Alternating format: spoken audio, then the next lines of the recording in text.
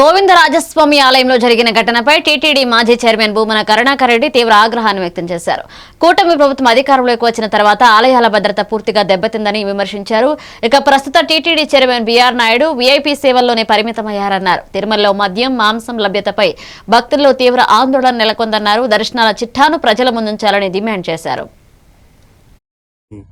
ప్రగల్భాలు పలికినటువంటి చంద్రబాబు గారి ప్రభుత్వంలో ఈ 1.5 సంవత్సరాల కాలంగా తిరుమల ఆలయ ప్రతిష్ట పూర్తిగా మంటగలిపే విధంగా విషయాల మీదకి వెళ్లి అక్కడున్నటువంటి చిన్న విగ్రహాలను కాళ్లతో తొక్కుతూ అక్కడి నుంచి నాకు మందు కావాలి అని డిమాండ్ చేస్తున్నాడు అని పడిపోయిందో తిరుమల ఆలయంలో టీటీడీ నిర్వహణలో దీన్ని బట్టి చూస్తే చాలా స్పష్టంగా అర్థమైపోతుంది.